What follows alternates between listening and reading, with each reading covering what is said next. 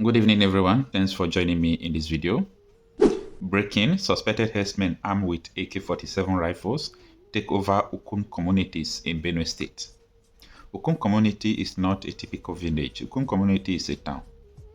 Before now, the activities of the Fulani terrorists is solely in the bush. So a lot of people were not bothered because they feel that this thing is not affecting us. This thing is not coming to the town, so it is in the village. So it doesn't concern us.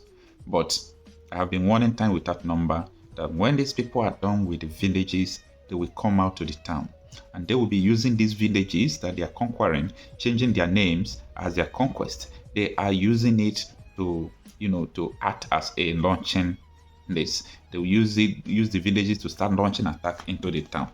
Now, before I go further to explain to you the development in Benue State, the leader of the Arewa, the youth leader of the Arewa group, they are giving a VDM, the very dark man, 24 hours to apologize to Sultan of Sokoto.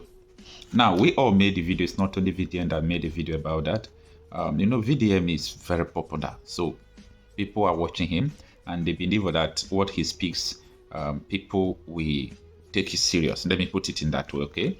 Now, my attention has been drawn to the video he made yesterday, and in that video I can tell you VDM did not say anything that is wrong. I personally watched the video, okay? Someone sent it to me. I watched the video. VDM did not say anything that is wrong, and even in that video he was saying that he respects Sultan of Sokoto so much that he don't want to disrespect Sultan of Sokoto, that he believed that yes, some people also use social media to do what is not good, but that is just 2% out of 98% good things social media is doing. That was what VDM said, but the Arewa youth have come out to now tell VDM to apologize within 48 hours. VDM is not apologizing, okay? Anything you people want to do, do it. I know where all these things are coming from. All these things are coming from the angle of what happened in Edo State, where VDM raised an alarm and started calling so many people out. Especially people are threatening for reprisal attack. That is where this thing is coming from. So their eyes has been on VDM since. Okay, just listen to this again. My name is Ambassador Abdul Dambature, the president of Northern Nigerian Youth. I want to quickly call the attention of a very bad man based on the comment he did against our father, our royal leaders, the Sultan of Sokoto. We want a very dark man should quickly withdraw his statement and apologize to the Sultan of Sokoto. And we, the Northern Nigerian, we are giving very dark man 48 hours for him to do that. Thank you very much. Now, before we go forward, I would like you to see the other side of the video. I want you to take your time to study and just check this video words by words, this video that VDM made that made this man to say that he should go and apologize. Let me know if VDM said anything that is wrong in this video. We are coming back to discuss what happened in Benue. What happened has happened, and it's there written. You can't come and be through social media, but that's one terrorist organization, social media. Social media is a terrorist organization. What they do, when somebody is in his comfort room and formulate stories, and you will swear that it's true. So, social media is a terrorist organization that we must deal with. Security agencies must deal with this terrorist organization called social media. So we're not happy with what's been happening either on the plateau or some. All right, so you heard the Sultan of Sokoto, Alhaji Muhammadu Sa'adu Abubakar III. He just said that social media is a terrorist organization and that it must be dealt with by the security agency. So basically now, he has started a campaign against social media. That's just the start of a campaign against social media. If you remember, they're already pushing for a bill that was led by Ned Nwoko. I saw it online. Led by Ned Nwoko, that social media should be regulated. So now this man don't join in voice as the Sultan of Sokoto. They are slowly strengthening it. So they are moving towards regulating social media. Now, sir, I want to understand that because of your reason you gave, that somebody can just sit down inside his house and make a publication, a false publication, and then that is injurious. Yes, you are right on that part. A lot of people take advantage of social media. But if that is your reason for calling social media a terrorist organization, then I would say you are emotional. You know, I would just say Nigerians should not be angry because our father just spoke out of emotions. Maybe somebody somewhere made a publication about him or some of his friends that he knows maybe it is not true. So it got him in the mood to say, okay, you know what? Social media is a terrorist group. But it is offensive to us that use social media to do good, that use social media to fight for the right of others, that use social media to fight for victims of scam, victims of fraud, to help communities that don't have water get water, to support a lot of youths that are victims of the bad economy of this country. A lot of youths, by supporting them, okay, take this small money to start business. I know a lot of good that myself and my team have used social media to do in just a short period of time. So without social media, how are we going to do all these things? Immediately I watched the publication, in my head I'm like, wait a minute, let me say our forefathers, they really suffer, because a lot of people don't benefit from this social media. Like I said, there are a lot of disadvantage of it too. But the disadvantage can never outweigh the advantage, because the advantage of social media is 92 to 8%. 92 to 8%. Now, to the Sultan of Sokoto, I respect you very much and I will never disrespect you, because you are a first-class king in Nigeria, very influential, and your word holds a lot of strength and a lot of water. Thank God, God's so kind that you see a lot of things that go on social media. So I'll just call your attention to some, in case you are not seeing them, so that you can look them up. So I'm glad you have a phone. Sir, please, can you call the federal government? Can you call their attention to what is happening in Jos Plateau State? On the 13th of April, Palm Sunday, on the 13th morning, on Sunday, a community in Plateau State was attacked. And that day, that Sunday, it claimed the lives of over 70 people. Before that day, Boko's community in Jos was also attacked. Up till today, justice have not been served. And as we are speaking now, I am pretty certain that they are still planning on attacking Jos. Like I said in my previous video, Jos is one of the most attacked states in Nigeria. It's one of the states that suffered insecurity more than any state in Nigeria. Jos and Benue State.